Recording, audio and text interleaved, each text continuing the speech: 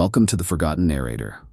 Alright, let's talk about the Primarchs, the towering demigod generals of the Imperium, the sons of the Emperor himself, and the greatest warriors mankind has ever known.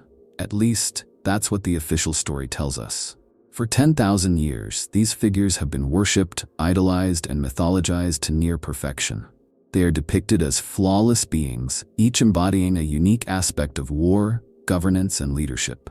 But were they truly perfect? Or was it all just an illusion, carefully crafted by Imperial propaganda? From the moment they were rediscovered during the Great Crusade, the Primarchs weren't just leaders, they were symbols. They weren't allowed to be ordinary, to show weakness, to be human. They had to be invincible warriors, brilliant tacticians, and unshakable paragons of loyalty. And that's exactly how they were presented to the masses. Even today, their legacy stands as one of the most powerful forces shaping the Imperium. But if we strip away the legend and examine them as individuals, the cracks in the facade begin to show. For us as fans, the Primarchs are larger-than-life figures, each with a dedicated following. Some admire Guilliman's pragmatism, others idolize Sanguinius' noble sacrifice, while some are drawn to the tragic fall of Horus. But beyond the admiration and hero worship, the truth is far more complicated. The Primarchs were not just warriors and leaders, they were flawed beings with ambitions, fears, and fatal weaknesses. So, were they truly perfect, or were they just as broken as the Imperium they helped build? To answer that, we need to look beyond the propaganda, beyond the myths, and see the Primarchs for what they really were. Imperial Knights have always been one of the most fascinating warrior traditions in the Imperium. They are the descendants of a legacy older than the Imperium itself, the last remnants of a time when humanity still had the potential for honor and glory before the grim realities of the 41st millennium crushed such ideals into dust. Their origins stretch back to the Age of Strife, a time when the galaxy was torn apart by warp storms, isolating countless human colonies from Terra and leaving them to fend for themselves. It was in these desperate and lawless times that the first Knight households were born, not as mere military factions, but as true noble families, ruling over their worlds with an iron hand and a code of honor that became the foundation of their way of life. Unlike the Space Marines, who were crafted for war by the Emperor himself, the first Knights were pioneers, settlers, and protectors. They were the defenders of human colonies struggling to survive in an age where technological regression and anarchy threatened to wipe them out. When the warp storms cut them off from the rest of humanity, these early settlers turned to the ancient STC designs, massive war machines built to protect them from the horrors of an untamed galaxy. These titanic suits became the first Knight suits, passed down through generations as sacred relics of power. But it wasn't just about piloting war machines. Their societies evolved around them. The pilots became rulers, their families became noble houses, and a rigid feudal system emerged, bound by oaths of loyalty, duty, and an unbreakable connection to their war machines. What makes the Knights so different from other Imperial forces is that they were never designed to be soldiers in a traditional sense. They weren't part of some vast grand army engineered for conquest like the Legiones Astartes. Instead, they were defenders of their own realms, sworn to protect their people and uphold ancient traditions that stretched back thousands of years. This is why their culture is so unique. Every Knight pilot isn't just a warrior. They are a noble, bound by honor and duty, expected to live up to the legacy of those who came before them. Their machines are not mere weapons. They are extensions of their lineage, bearing the heraldry and history of their house. The idea of honor is what sets them apart, but it is also their greatest weakness. Unlike the cold, calculating warlords of the Imperium, the Knights still cling to a sense of nobility that, in many ways, no longer has a place in the grim darkness of the 41st millennium. Many fans debate whether their loyalty to outdated traditions is a strength or a fatal flaw. Some believe that their unwavering sense of duty makes them the last true warriors of humanity, standing against the darkness with a kind of purity rarely seen in the Imperium. Others argue that their feudal system is a relic of the past, leaving them blind to the brutal pragmatism needed to survive in a universe where honor means nothing and only power dictates who lives and who dies. Their loyalty to the Imperium is another topic of debate. The first knight houses swore allegiance to the Emperor during the Great Crusade, becoming vassals of the Imperium, but many believe that they were never truly part of it. They are not like the Adeptus Mechanicus who serve out of mutual necessity, nor are they like the Space Marines, who owe their very existence to the Emperor. The knights remain semi-independent, still bound to their homeworlds and their ancient traditions. They are part of the Imperium, but not entirely of it. This is why some houses have fallen to chaos, unable to reconcile their old ways with the brutal reality of the modern Imperium. Some fans even speculate about what would have happened if the knights had never joined the Imperium at all. Could they have survived on their own, as an independent force in the galaxy? Would their honor have saved them? Or would they have been crushed like so many other civilizations that refuse to bend the knee? It's a question that will never have a definitive answer, but it speaks to the depth of their legacy. They are a relic of a lost age, a reminder that once, before the Imperium became a nightmare of bureaucracy and oppression, there were warriors who fought not for conquest, but for something greater. Their story is one of both nobility and tragedy. They stand as one of the last remnants of a more honorable time. Yet they are doomed to fight in a galaxy where such ideals mean nothing. The first knight houses may have been born out of necessity, but they created something far greater than just an army. They built a legacy, one that still shapes the Imperium to this day, even as the universe continues to grind everything they stand for into dust. To the common people of the Imperium, the Primarchs were more than just generals or leaders. They were legends, living gods who walked among mortals. When a Primarch arrived on a world, it wasn't just a military event. It was a moment of awe, a religious experience. These were beings who towered over ordinary men, whose mere presence could silence a battlefield, whose names alone were enough to inspire both reverence and terror. But did people truly believe in their perfection, or was it simply the result of centuries of carefully crafted propaganda? For the warriors of the Legiones Astartes, the Primarchs were something else entirely. They weren't divine figures or distant rulers. They were fathers. Each legion was shaped in the image of its Primarch, reflecting his strengths, his weaknesses, his beliefs, and, in some cases, his madness. Some Astartes worshipped their Primarchs with fanatical devotion, believing them to be infallible beings who could do no wrong. Others saw them as flawed, as beings of immense power, but also of deep, dangerous imperfections. And for some, their Primarchs were simply the unavoidable reality of their existence, leaders to be followed but not necessarily loved. Take the word-bearers, for example. To them, Lorgar was not just a Primarch, he was a prophet. A figure who deserved absolute and unquestioning faith. They sculpted monuments to his wisdom, wrote entire books praising his divinity, and followed his every command as though it came from the Emperor himself. They didn't just believe in his perfection, they built their entire identity around it. But look at the Iron Warriors and their relationship with Perturabo. Many of them resented him, knowing full well that he saw them as tools rather than sons. There was no illusion of perfection among the Iron Warriors, only cold, bitter reality. Among the common people of the Imperium, the perception of the Primarchs was far more one-dimensional. To them, the Primarchs were saviors, godlike beings sent by the Emperor to bring light to the darkness. They were the conquerors who shattered Xeno's empires, the guardians who protected humanity from extinction. The stories told about them were not tales of struggle or doubt, but of absolute, unquestionable greatness. Each world that was brought into the Imperium was flooded with propaganda. Statues of the Primarchs were raised in every city, hymns were written in their honor, and Imperial scribes ensured that their names would be remembered in only the most glorious terms. But did the people truly believe it? That depends. For those who had never seen a Primarch in person, the myths were all they had. They had no reason to doubt the stories. They had never stood in the shadow of one of these beings, never witnessed their fury, never seen the flaws hidden beneath the surface.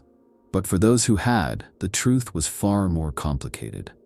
Imagine being a human soldier fighting alongside a Primarch. You hear the stories of their nobility, their wisdom, their compassion, and then you see Angron rip through his own men in a fit of uncontrollable rage. You see Curzay standing atop a mountain of corpses, his face twisted into something beyond human. You see Ferrus Manus cutting down prisoners with the same mechanical precision that he used against his enemies. At that moment, the illusion shatters. And yet, the legend persists.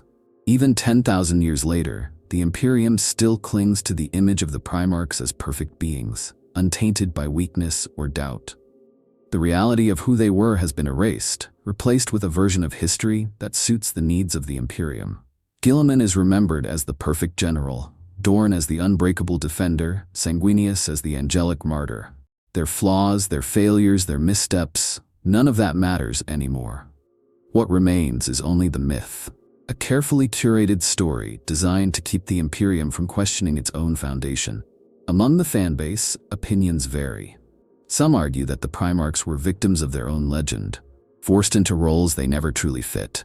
Others believe they were always destined to be what they became, that their strengths and weaknesses were inevitable.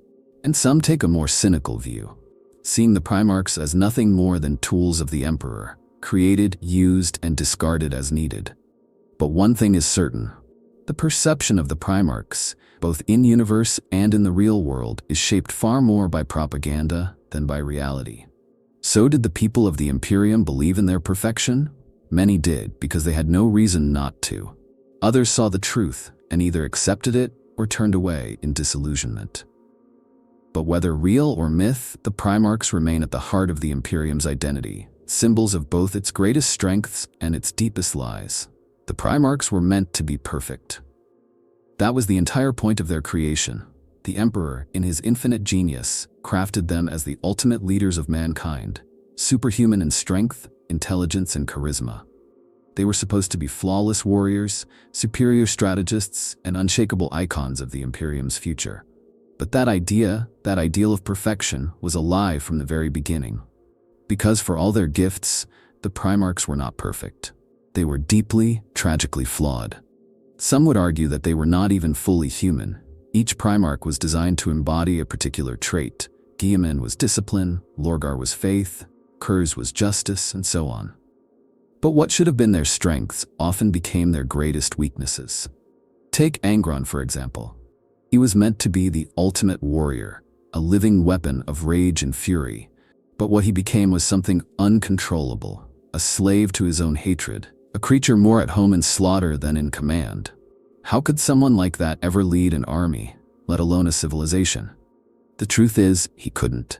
His mind was broken, his will consumed by pain, and yet the Imperium still expected him to be something more than the monster they had created. And then there's Fulgrim, the so-called epitome of perfection. If anyone should have been flawless, it was him. Beautiful, intelligent, charismatic, a master of war and culture alike. But Fulgrim's obsession with perfection was exactly what destroyed him.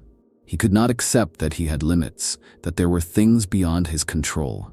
He sought beauty in all things, but when that pursuit led him to the whispers of chaos, he didn't resist. He embraced it, convinced that he was ascending to something greater. His fall wasn't an accident, it was inevitable. Because someone who demands perfection from the universe will never find satisfaction, only madness. Even the most respected Primarchs were far from the ideals they were meant to represent. Dorn was supposed to be the unbreakable wall, the indomitable defender of Terra. And yet, when the heresy ended, he shattered under the weight of his failure, throwing himself into self-destructive penance, seeking battle after battle as if trying to erase his own existence. Vulcan, the so-called gentle Primarch, was a man of immense compassion, until the horrors of war twisted that compassion into something darker, something more vengeful. And what about Guilliman, the great savior of the Imperium? To many, he is the closest thing to a truly perfect Primarch, the one who upheld reason and order above all else. But even he is not without flaws. His pragmatism made him cold, his logic made him distant, and his vision for the Imperium was, in many ways, just as ruthless as the Emperor's. He was not a hero in the way people wanted him to be. He was a bureaucrat, a strategist, a man who did what needed to be done, regardless of the cost. The Imperium he built was not a utopia. It was a machine, efficient and brutal, with little room for humanity. Many fans debate whether the Primarchs were doomed from the start. Were they truly free beings? Or were they nothing more than weapons shaped by forces beyond their control?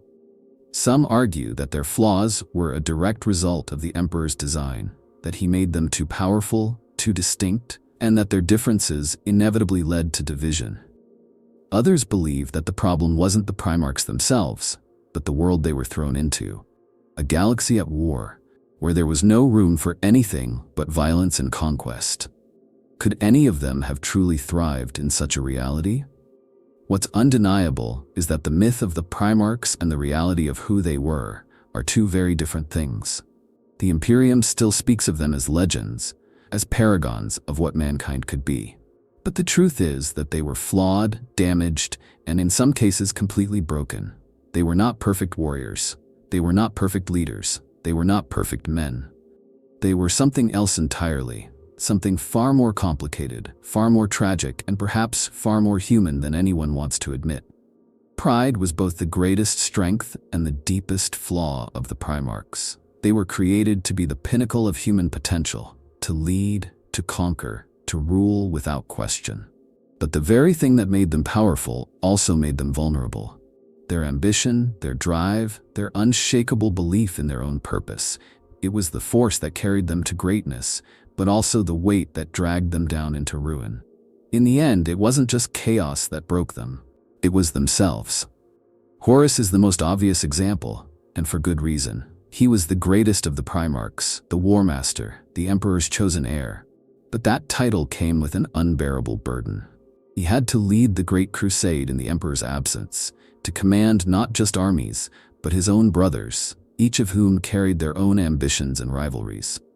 For a time, he carried that weight with skill and grace, proving himself worthy of the trust placed in him.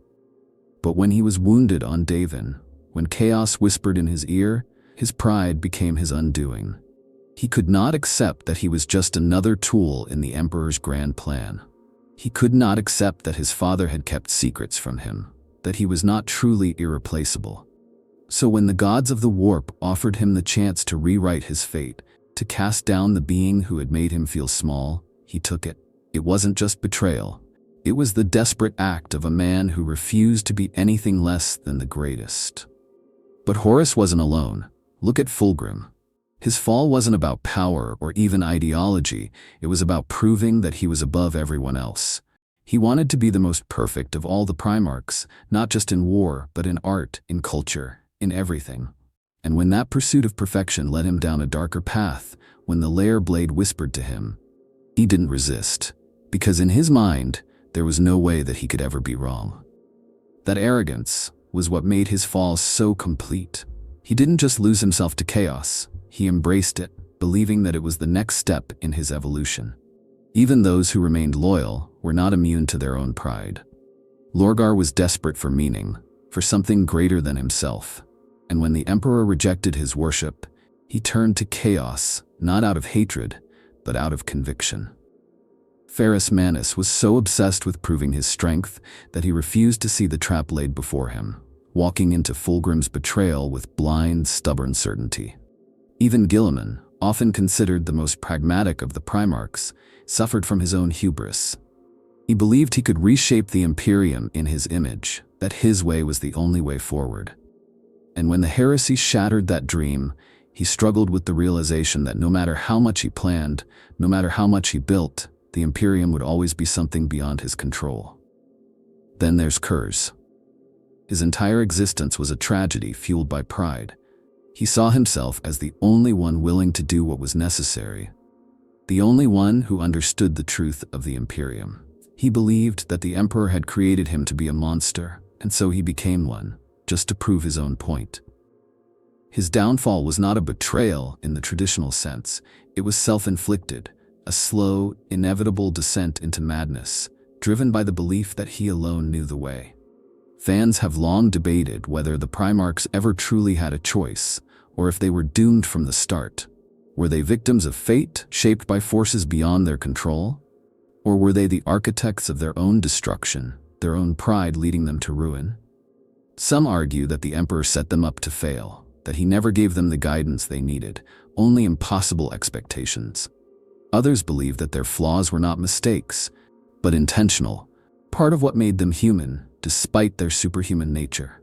What's clear is that none of them were perfect. Not Horus, not Fulgrim, not even Guilliman. Their ambition, their belief in their own greatness, it was what made them exceptional, but it was also what made them vulnerable. Some of them fell to chaos, others to their own despair, but in the end, not one of them escaped the weight of their own legacy. The Imperium still speaks of them as if they were gods, as if they were infallible. But the truth is far messier, far more tragic. They were not gods, they were not invincible. They were warriors, leaders, and dreamers, each with their own flaws, their own weaknesses. And in the end, it was those weaknesses that defined their fate. When people talk about the Primarchs, there's a tendency to split them into two clear categories: traitors and loyalists. One side is seen as the embodiment of corruption and betrayal, while the other is remembered as steadfast and noble, the paragons of the Imperium's ideals. But the reality, as always, is far more complicated. The Loyalist Primarchs were not perfect. They were not flawless warriors, nor were they always the righteous heroes the Imperium now paints them to be. Each of them carried their own burdens, their own failures, and in some cases, their own quiet tragedies. Take Rogal Dorn, for example. If there was ever a Primarch who embodied the idea of loyalty, it was him. Unwavering, unbreakable, a fortress in both form and spirit. But his loyalty was also his greatest flaw. He refused to bend, refused to adapt, and in the process, he made choices that cost the Imperium dearly. During the Siege of Terra, his stubbornness led to catastrophic losses, his refusal to retreat ensuring that countless warriors died when they didn't have to. Even after the war, he threw himself into battle after battle, as if trying to atone for something that wasn't entirely his fault. His loyalty made him a legend. But it also made him blind to the realities of the Imperium he fought so hard to protect. Then there's Guilliman, the so-called savior of the Imperium. He rebuilt civilization in the wake of the heresy, restructured the Imperium so it could survive, and yet, his greatest flaw was the very thing that made him so effective: his pragmatism. Guilliman didn't fight for the Imperium because he believed in it as it was. He fought for the version of it he thought could exist, the dream of a functional empire that could endure. And when he saw what the Imperium had become in the 41st millennium, it shattered him. The bureaucratic nightmare, the oppressive zealotry, the blind worship of his own father. It was everything he had tried to prevent. Some argue that he failed the Imperium as much as he saved it. He built an empire of laws and strategy, but in doing so, he stripped it of the very things that made humanity worth protecting. Even the most revered of the Loyalist Primarchs, Sanguinius, was not without fault. He is remembered as the angel of the Imperium, the martyr who sacrificed himself to stop Horus. But before that, he led his legion into battle, knowing full well the curse that ran in their veins. He told himself that they could control it, that the black rage would not consume them. He was wrong. And how much of that was denial? Did he truly believe the Blood Angels could escape their fate, or did he simply refuse to face the truth? His death was heroic, but it was also inevitable. Some believe that if he had survived, he would have watched his legions spiral into madness, torn apart by a flaw he could never fix. Then there's Vulcan, the most human of the Primarchs, the one who valued life, who saw himself as a protector rather than a conqueror. But even he was not without his own darkness. His endurance, his seeming immortality, made him reckless. He allowed himself to suffer again and again, believing that his pain was a price worth paying. But how much of that was true compassion, and how much was martyrdom for the sake of his own guilt? Some fans argue that Vulcan's kindness was his greatest strength, while others see it as his greatest weakness. In a galaxy where survival demands brutality, was his mercy a flaw or a virtue? Lemon Russ, the executioner of the Emperor, was a warrior without equal, but his arrogance often clouded his judgment.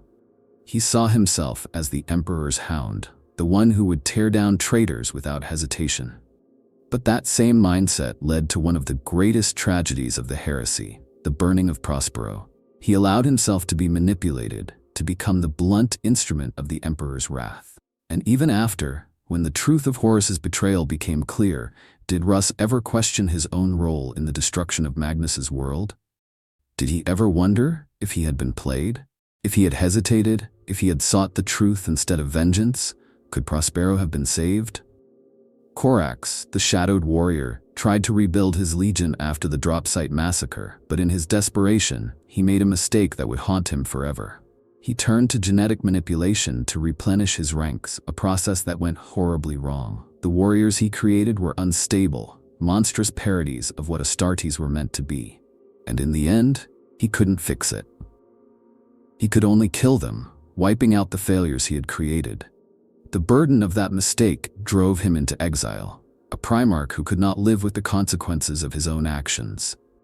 The idea that the Loyalist Primarchs were somehow perfect is an illusion, a narrative crafted by the Imperium to sustain its myths.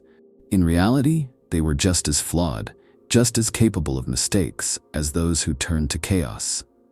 The only difference is that their failures were tolerated, rewritten into stories of honor and sacrifice instead of arrogance and folly. In the end, none of them were truly perfect. None of them could escape the weight of their own nature. They remained loyal to the Imperium, but at what cost? Some lost themselves in duty, others in regret. Some tried to shape the Imperium, others tried to endure it. But not one of them walked away without scars. They may have been the Emperor's chosen, but they were still only men. Just men who were given too much power, too much responsibility, and too little guidance in a galaxy that would never allow them to be anything more than what it needed them to be. The traitor Primarchs are often painted in the broadest strokes possible: villains, betrayers, monsters who turn their backs on humanity. The official history of the Imperium leaves little room for nuance. Horus was weak, Fulgrim was vain, Lorgar was corrupt. It's an easy story to tell, one that keeps things simple. The good Primarchs stayed true, the bad ones fell. But was their betrayal truly inevitable? Were they doomed from the start, or did the Imperium itself drive them to it?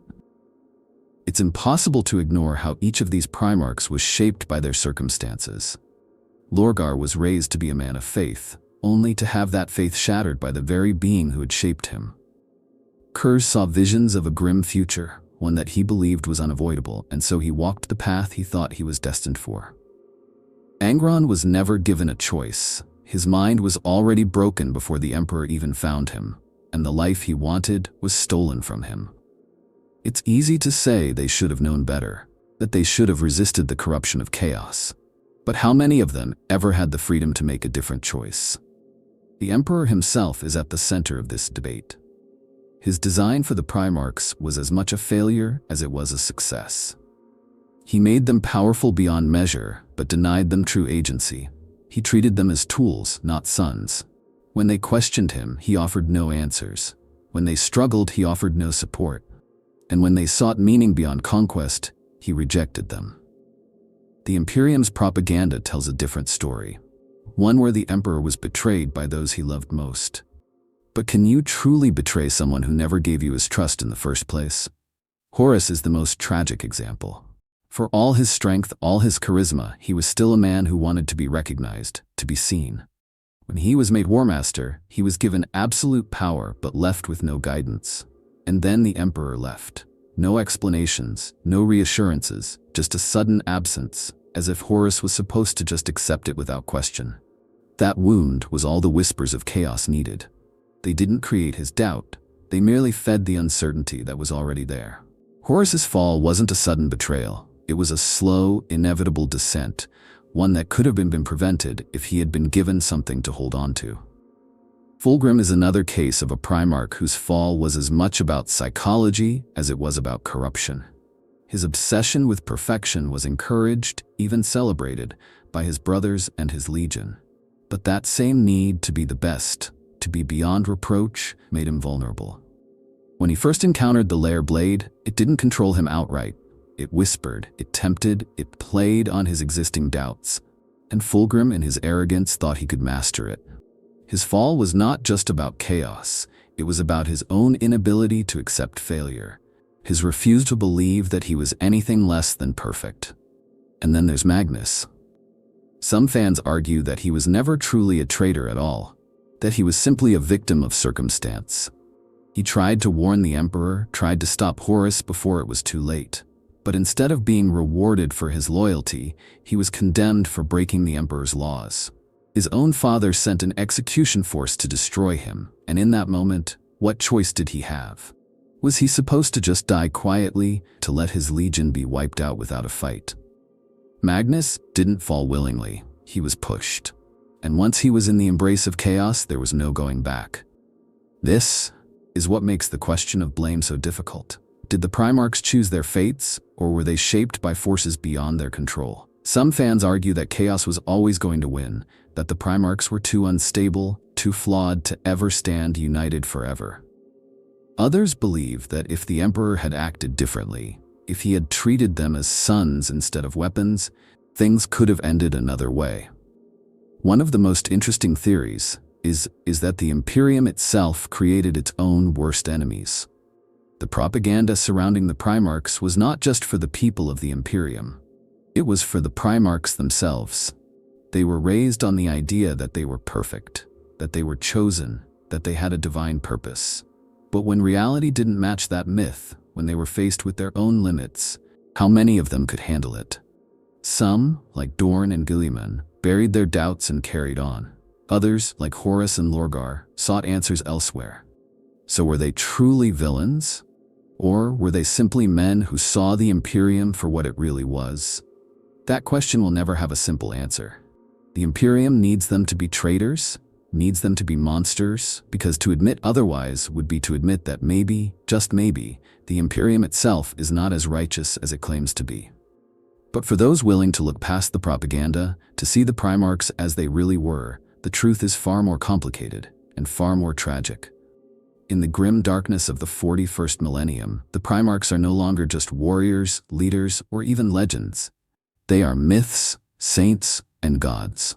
The Imperium of man has never been a place of truth, only of survival. And in its desperate need for hope, it has transformed the Primarchs into something beyond human. Their stories have been rewritten, their failures erased, their struggles forgotten. What remains is a carefully constructed narrative, one that serves the Imperium's endless war machine.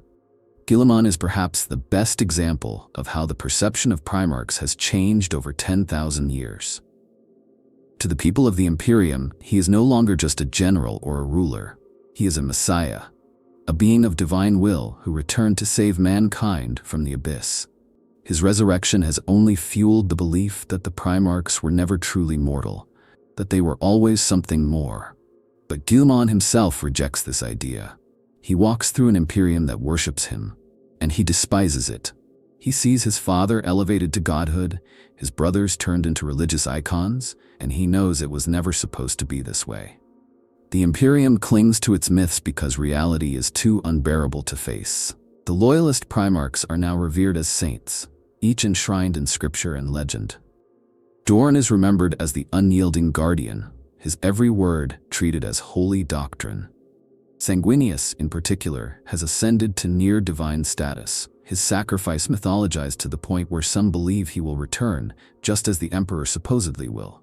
His blood angels do not just fight in his name. They believe he watches over them, that his presence guides them in battle. It is no longer enough that he was a hero, he has become something more than that, something untouchable. But what about the traitor Primarchs? Their fates have taken a different path. In the eyes of the Imperium, they are not just villains, they are the great devils of mankind, embodiments of everything that threatens humanity's survival. Horus is the ultimate traitor, the one whose very name is synonymous with heresy. It does not matter that he was once the Emperor's most trusted son, that he was beloved and admired.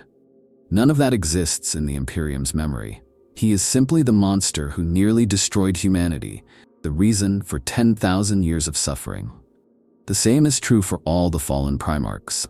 They are no longer men. They are shadows, demons, horrors to be feared.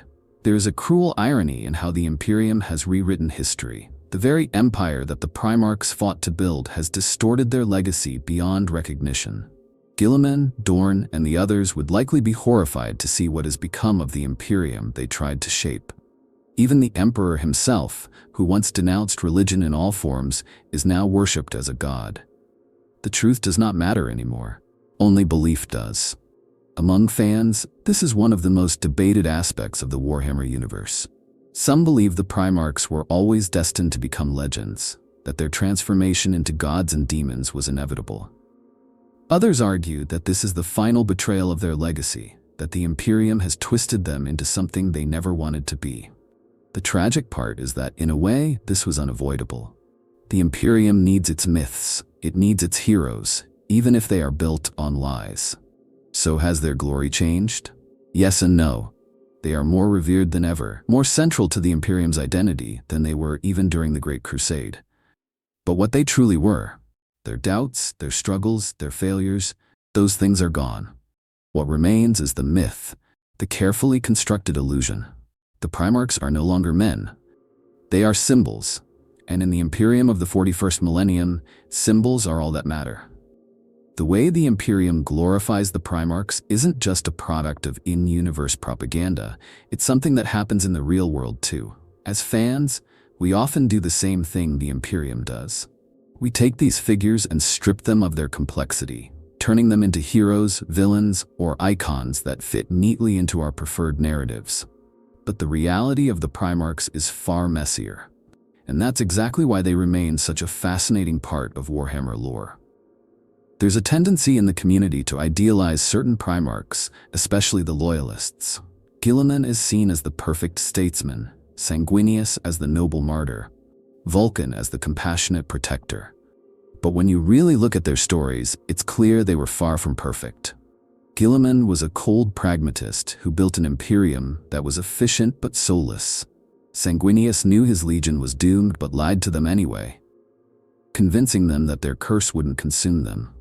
Vulcan, for all his kindness, was ultimately just another warlord who burned worlds in the name of unity. The same thing happens with the traitors.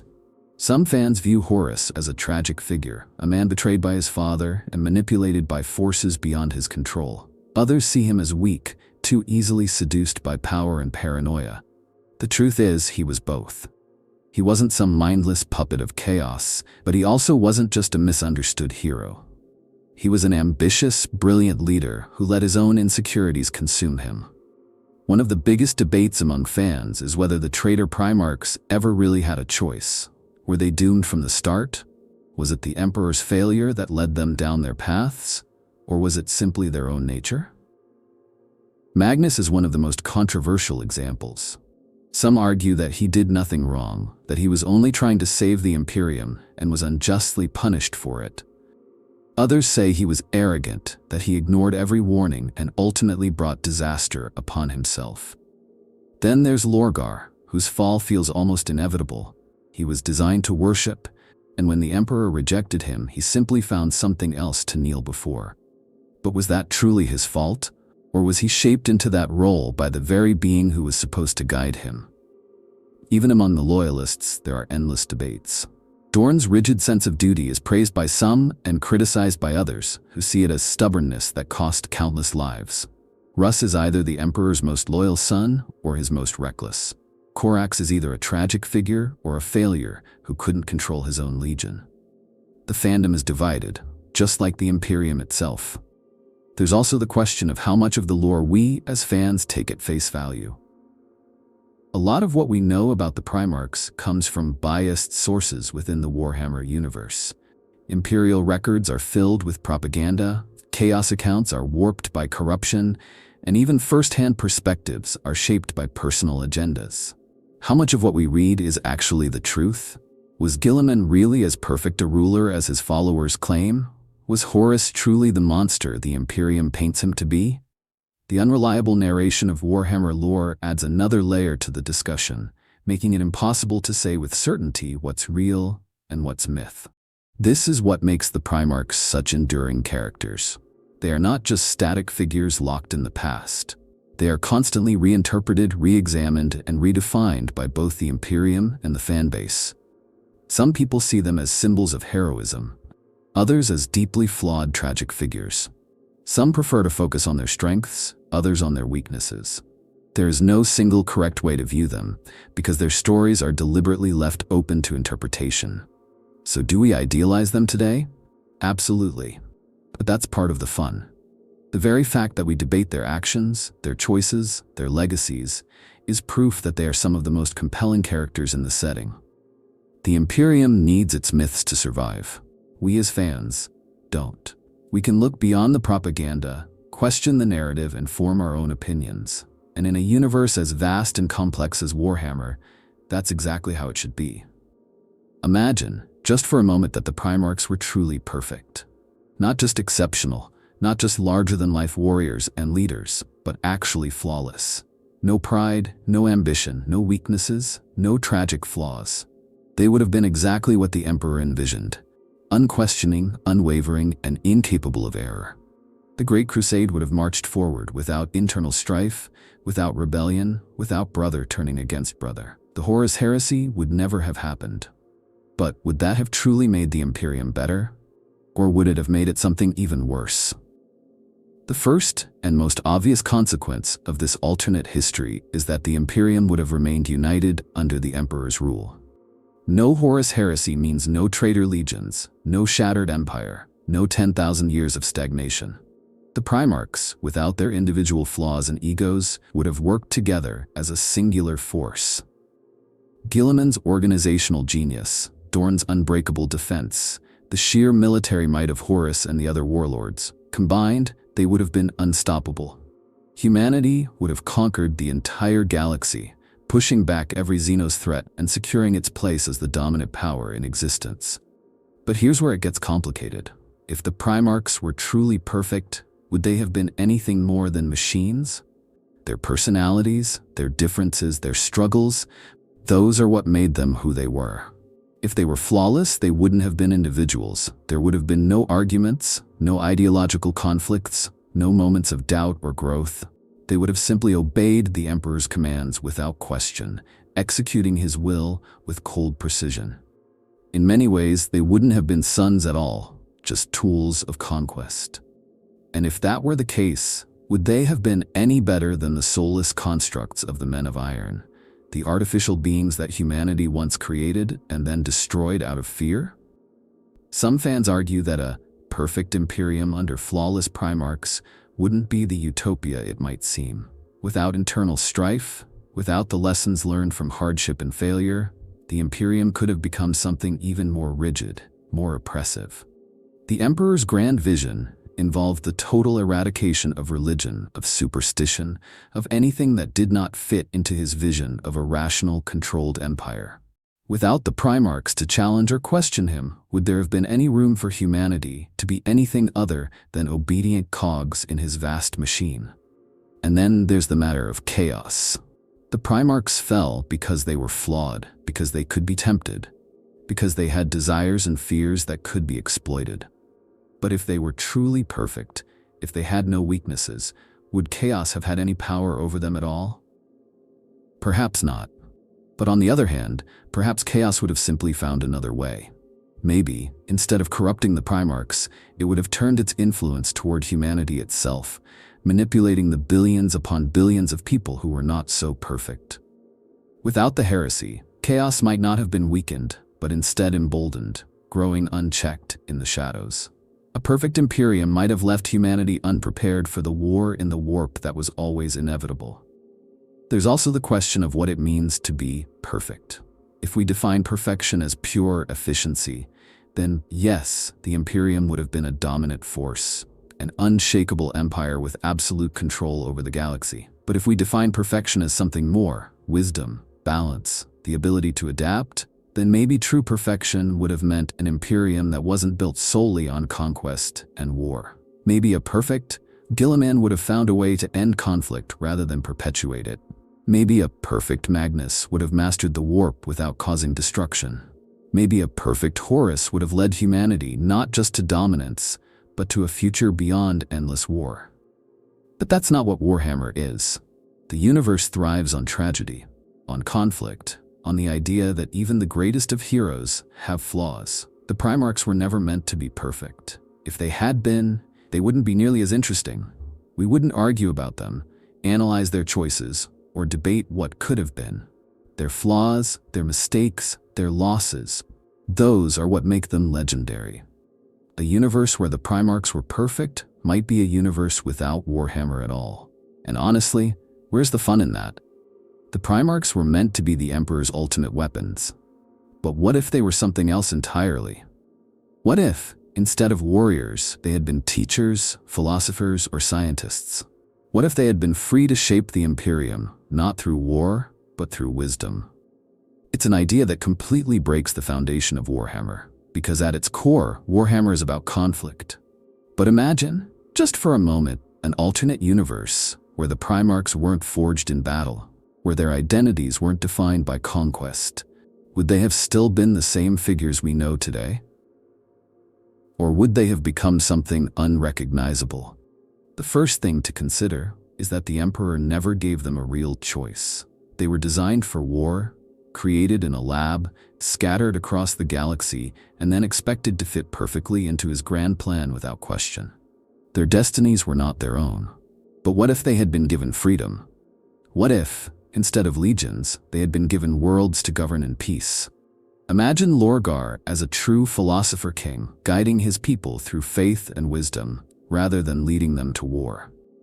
Imagine Magnus, not as a rogue psyker defying the Emperor's will, but as the sanctioned master of humanity's psychic potential, working openly instead of in the shadows. Even the Primarchs who thrived in war might have been something else entirely. What would Angron have been if he had never been enslaved? If he had grown up in a world that nurtured him instead of breaking him? Could he have been a leader of men rather than a weapon of destruction? And what about Kurz? If he had been placed in a society where justice wasn't something to be enforced through terror, could he have been something greater than the monster he became? These are the kinds of questions that haunt every discussion about the Primarchs, because so much of their story feels like a tragedy that could have been avoided. But maybe that's the point. Maybe the reason the Primarchs are so compelling isn't because they were great warriors, but because they were men who were never allowed to be anything else. Their greatness was a burden, their power a curse. Even the ones who remained loyal suffered because of it. Guilliman was forced to watch the Imperium rot, Vulcan was tortured to the point of madness, Dorn became a living embodiment of duty without reward. The only one who might have found some measure of peace was Khan, because he never fully played the game to begin with. There's a theory among fans that the Emperor never truly cared what happened to them. That he created them, knowing they would break, knowing that some would fall, knowing that they would fight each other.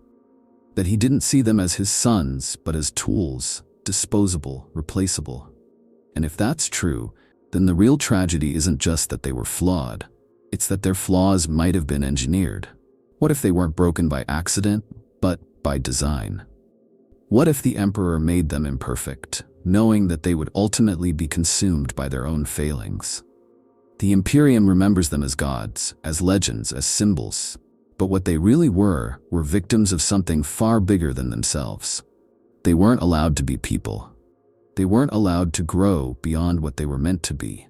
And that, more than anything else, is why they fell. Because no one, no matter how powerful, can be perfect when they aren't even allowed to be human. So, were the Primarchs truly perfect? No, of course not. But the idea that they were, that illusion of perfection, is one of the most powerful myths in the Imperium, and one of the most compelling parts of Warhammer lore. These were beings who were meant to be the pinnacle of human potential, designed to lead, to conquer, to shape the future. And yet, despite all their gifts, despite all their power, they were still flawed. They doubted, they failed, they betrayed, they fell. Some broke under the weight of expectation. Others rebelled against it. And even those who remained loyal struggled in ways that history refuses to remember. The Imperium has spent 10,000 years erasing those flaws, turning the Primarchs into legends that serve its own needs. Guilliman is the noble statesman, Dorn the indomitable fortress, Sanguinius the angelic martyr. Horus is the ultimate villain, a cautionary tale of what happens when you stray from the Emperor's light. Lorgar is the deceiver, Magnus the fool, Angron the raging beast. But the truth is far more complicated. Each Primarch was shaped by forces beyond their control. The Emperor's cold indifference, the brutal realities of the Great Crusade, the manipulation of chaos, and their own deeply human weaknesses. And yet, those flaws are what make them so interesting. If they had been perfect, they wouldn't have been compelling. The reason we still debate them, still argue over their choices and their fates, is because they weren't just heroes or villains. They were something in between, something more real, more tragic. Some fans believe they were doomed from the start, that the Emperor's failure to truly guide them made their downfall inevitable. Others argue that each Primarch had a choice, that their fate was not predetermined, but the result of their own decisions. Maybe it was both. Maybe they were set up to fail, but still could have risen above it if they had been just a little stronger, a little wiser. But that's the tragedy, isn't it? None of them were strong enough to escape their flaws. Even Guilliman, the only one who has truly returned to the Imperium, walks through a world that no longer resembles what he once knew. He sees his father worshipped as a god, his brothers remembered as either saints or monsters, and he knows that the truth has been lost. The Imperium doesn't want the real story of the Primarchs, it wants the myth. It needs the myth. Because in a galaxy as bleak as Warhammer's, myths are sometimes the only thing keeping humanity from falling apart. But as fans, we don't have to accept the Imperium's version of history. We can question it, analyze it, break it apart. We can ask what could have been, what should have been, and what it all really means. And that's what makes Warhammer so incredible. It's not just about endless war and grim darkness. It's about stories, about perspectives, about the way history is shaped and reshaped by those who tell it. The Primarchs were never perfect. But in their imperfection, they became something far more enduring. If you enjoyed this deep dive into the myth and reality of the Primarchs, don't forget to like, subscribe, and leave a comment. Which Primarch do you think was the most flawed? Do you think any of them could have avoided their fate? Let's keep the discussion going. Until next time, for the Emperor, or for the ruinous powers, depending on which side of history you're on.